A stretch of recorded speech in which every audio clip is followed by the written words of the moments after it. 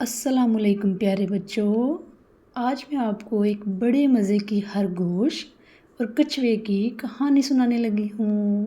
تو کہانی کچھ ایسی ہے کہ جنگل میں ایک تیز رفتار خرگوش رہتا تھا۔ وہ اپنی دوڑ پر بہت گھمنڈ کرتا تھا اور سب جانوروں کو کہتا تھا کہ کوئی بھی اسے نہیں ہرا سکتا۔ اسی جنگل میں ایک آہستہ چلنے والا کچھوا بھی رہتا تھا۔ ایک دن خرگوش نے کچھوے کا مذاق اڑا دیا اور ہنس کر بولا، تم تو بہت آہستہ چلتے ہو، ہا ہا ہا، کبھی مجھ سے آگے نہیں نکل سکتے۔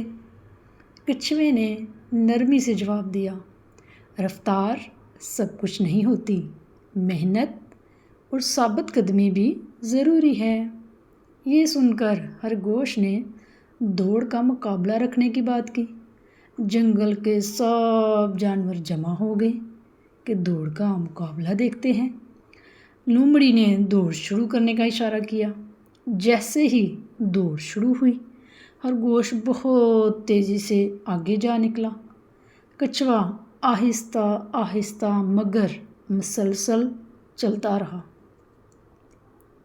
خرگوش نے پیچھے مڑ کر دیکھا تو کچھوا بہت دور تھا۔ اس نے سوچا کہ میں کیوں نہ تھوڑی دیر آرام کر لوں۔ اس نے ادھر ادھر اپنے نزدیک دیکھا تو ایک درخت تھا۔ اس نے سوچا میں درخت کے سائے میں بیٹھ کر تھوڑی دیر آرام کر لیتا ہوں، کچھوا تو بھی مجھ سے بہت دور ہے۔ وہ ایک درخت کے نیچے لیٹ گیا اور سو گیا۔ دوسری طرف کچھوا بغیر رکے اپنی منزل کی طرف بڑھتا رہا۔ تھوڑی دیر بعد کچھوا خرگوش کے پاس سے گزر گیا۔ جب خرگوش کی آنکھ کھلی تو اس نے دیکھا کچھوا تو منزل کے قریب پہنچ چکا ہے۔ خرگوش پوری رفتار سے دوڑا، میں وہاں پہنچ جاؤں، لیکن کچھوا دوڑ جیت چکا تھا۔ سب جانوروں نے کچھوے کی تعریف کی۔ خرگوش کو اپنی غلطی کا احساس ہوا۔